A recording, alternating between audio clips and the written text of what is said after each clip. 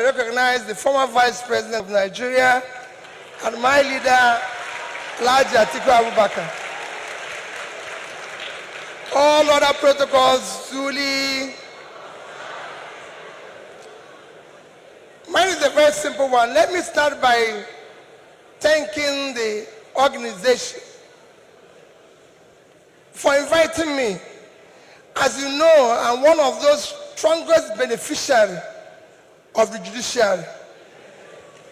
For my strong legal team, for the work of my small legal team led by Dr. Onyechi Bazu, SAN, and led OJ Nadi, SAN, I wouldn't be standing here. You know that from my election petition to my impeachment to my tenure interpretation. And again, whenever people talk about corruption in the legal or in the judiciary, and one who takes exception, in all this journey, I did not give anybody 1 naira.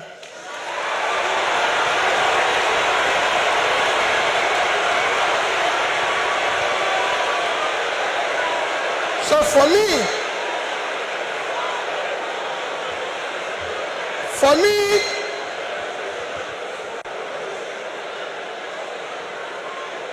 I remain eternally grateful to you for what you did for me to be here and everything.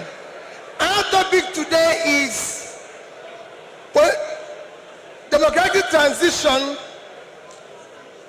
in the 21st century Nigeria, 2023 and beyond. I think it's for great people like you or people like Chimamanda you invited, but for me as a trader, I'll try to contribute in my own little way, the way I think we should go.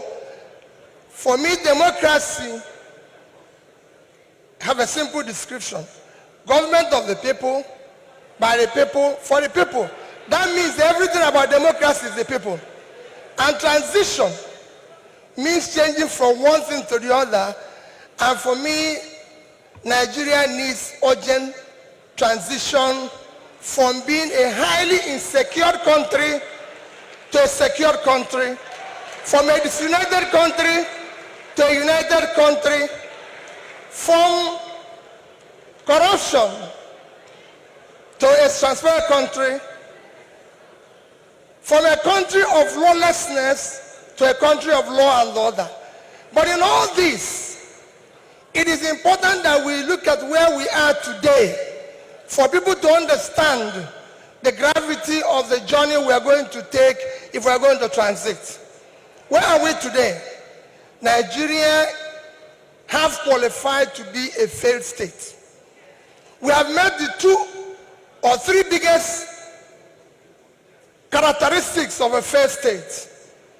Number one is when you're no longer in charge of your territory. Today, we are among the top terrorized countries of the world. We are among the top kidnapping countries of the world. Banditry, criminality, bandits have taken over some parts of this country. Nigerians are being killed daily. All sorts of criminality is going on daily. Even our most important source of foreign exchange revenue, oil, is today 80% stolen. That shows how bad it is. We are the only country, apart from Venezuela, who we know is their own is because of sanctions, that is not meeting up its OPEC quota. Every other country is begging for increase, but Nigeria is not meeting up its own. And you wouldn't believe the quantity that is missing. In July alone, our total average, our quota is 1.8 million. In July, our total average was 1,083,000 barrels a day.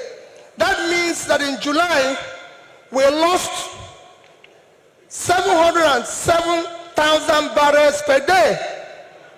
If you multiply that by 31 days, it will give you 22,227,000 barrels of oil that we lost. This is a country that needs dollar. If you sell it, if you sell that oil, if you sell the quantity we lost, this is July alone. If you sell it at the average price of $110, it will give you $2,450,000,000, which at our rate of exchange of 550, you lost. If you use 550, because I used an average of 550, you've lost 1,344,700,000,000 naira. That is your country. That's what you lost in 1 month because of stealing. It is important that we know this. Number two item to show that we are failed state is that you are no longer in control of your economy. Your economy today, we have an economy where we have over 100 million people living in poverty. Your unemployment is one of the worst in the world because you have a combined unemployment of 50%, unemployment and underemployment. Out of 200 million Nigerians, 60% is supposed to be working. So you're supposed to have 120 million Nigerians working, but today Nigerians that are working are under 50 million. So 70-something million of Nigerians are not working, they are not productive. When you compare this to your productivity, you will see how low it is. But what is even worse, we're in a physical mess, total physical mess. Because of all this, between January this year and April, the total revenue of federal government of Nigeria is 1,630,000,000,000 naira. Their expenditure is 4,720,000,000,000. If you minus this, we have a deficit of 3.100,000,000,000.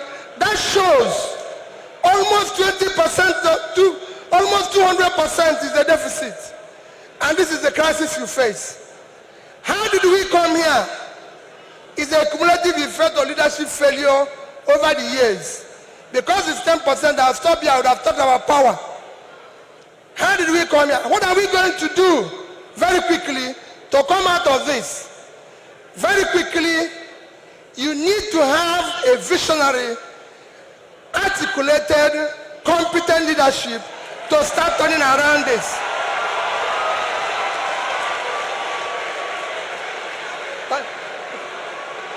So next year,